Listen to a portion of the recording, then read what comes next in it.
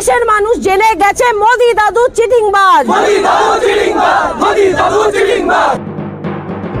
শুরু হয়ে গেল মোদি পতনের ডাক।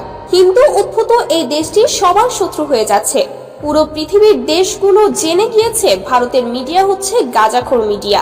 ভারতের রাজনৈতিক অঙ্গনে এখন উত্তাল পরিস্থিতি। একদিকে দেশের অর্থনৈতিক অবস্থা ধ্বংসের মুখে, আরেকদিকে জনগণের আস্থা হারিয়ে ফেলেছে মোদি সরকার। মোদি হটাও দেশ বাঁচাও। দেশের বিভিন্ন প্রান্তে শুরু হয়েছে মোদি হটাও দেশ বাঁচাও আন্দোলন। গণতন্ত্রের এই ক্রান্তিকালে ভারতের ভবিষ্যৎ নিয়ে সংখ্যা প্রকাশ করছেন বিশ্লেষকরা। বিভিন্ন রাজ্যে কৃষক, ব্যবসায়ী এবং সাধারণ জনগণ একত্র হয়ে মোদি সরকারের ভুল নীতির বিরুদ্ধে সোচ্চার হয়েছে।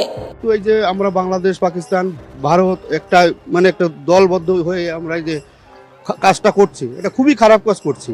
সবাই মিলেমিশে থাকা উচিত আমার পক্ষে, কিন্তু এরা যেটাই করছে এটা খুব অন্যায় কাজ করছে, এটা সংশোধন করা উচিত। দিল্লি, কলকাতা, মুম্বাই সহ বড় বড় শহরে পোস্টারে লেখা মোদি হটাও গণতন্ত্র বাঁচাও, এগুলো 11টি ভাষায় ছাপা হয়েছে এবং পুরো দেশে ছড়িয়ে পড়েছে।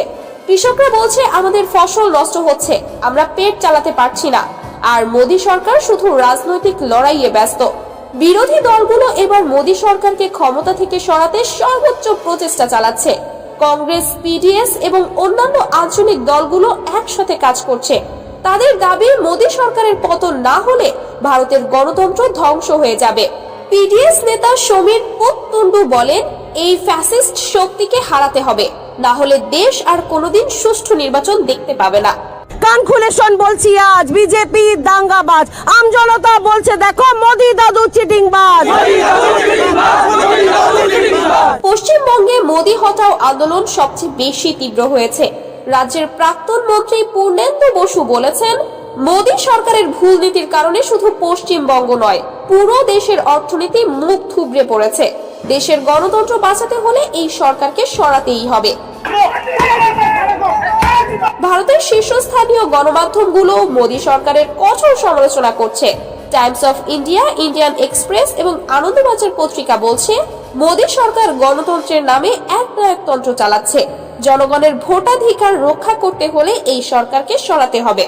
মোদি সরকারের বিরুদ্ধে গণ আন্দোলন ক্রমেই তীব্র হচ্ছে। রাজনৈতিক বিশ্লেষকরা বলছেন, আসন্ন নির্বাচন হবে মোদি সরকারের জন্য একটি বড় চ্যালেঞ্জ। যদি জনগণ এবার পরিবর্তন না আনে, তবে ভারতের গণতন্ত্র পুরোপুরি ধ্বংস হয়ে যাবে। এটা ওদের মন মানসিকতা খারাপ, ওটা মনের মানুষ না, ওরা অমানুষ বলে এর ব্যবহার করছি।